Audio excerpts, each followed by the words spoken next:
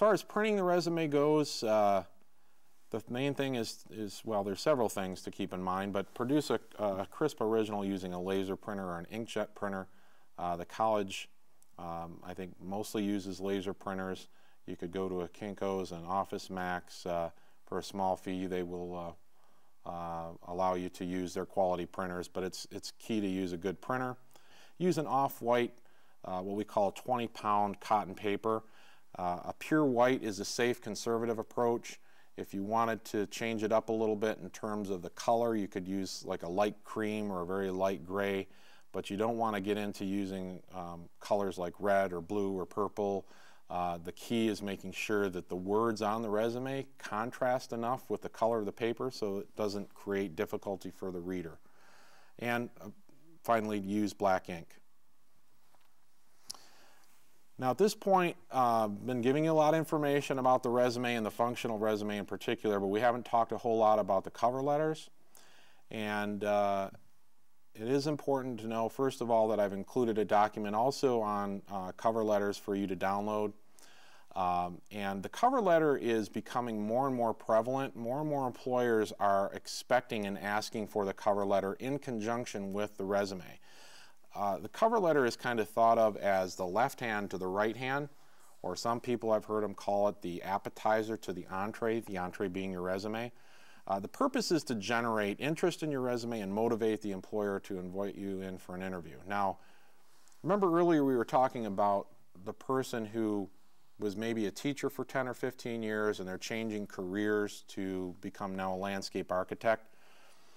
Well, there is an article also, I think the last one that you'll need to download, the transferable skills article, talks about how skills, in particular soft skills, are transferable across the lifespan from one career to the next. So our teacher moving to a new career field in landscape architecture, the skills amongst those two occupations are very dissimilar. So in the article it talks about transferable skills. That would be a far transferability of skills from teacher to landscape architect, which means there aren't going to be as many skills that you can take from the teacher over to landscape architect.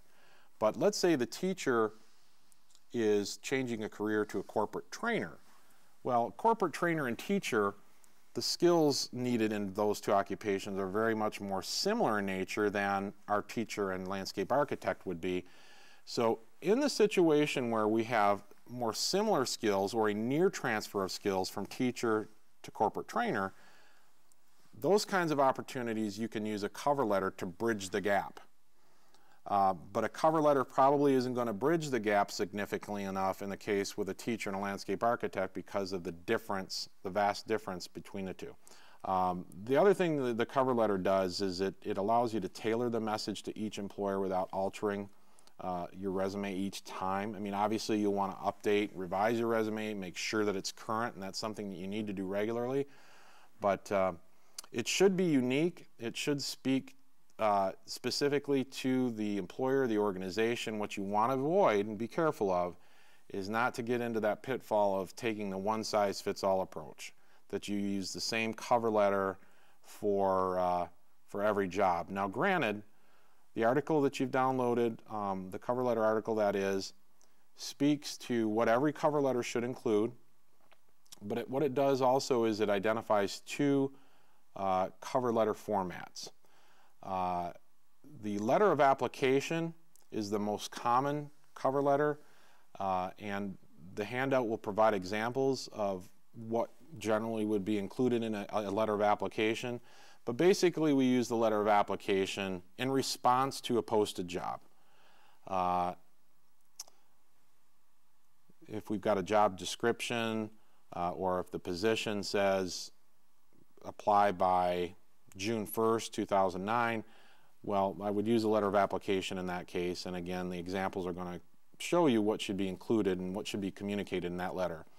The other letter on the handout you've downloaded talks about a cover letter of inquiry, and it's really important to know the unique difference between the cover letter of application and the letter of inquiry, because the letter of inquiry is, in terms of how it's worded and what's communicated in that letter, is a little different from the letter of application.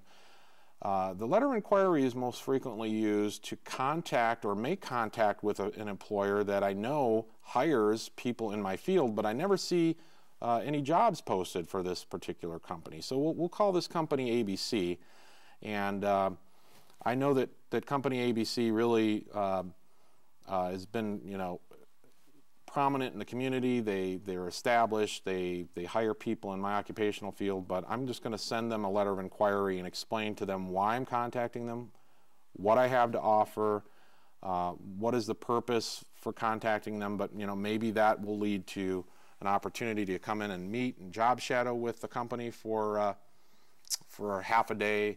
Maybe it'll lead you to a job. But the key is, in using this letter of inquiry approach, that right now the average figure of jobs that are filled full-time and part-time across all occupational fields, 75 to 80% of all jobs today are not posted. You will not find them in the classified section of a newspaper. You will not find them on a monster.com or a CES job link site. So therefore, if you don't have a job posting to reference to identify what the relevant bait is, again, the relevant hard and soft skills that are needed, that's where you'll have to turn to the ONET, that website that we were looking at earlier, to be able to help you identify what the occupation demands.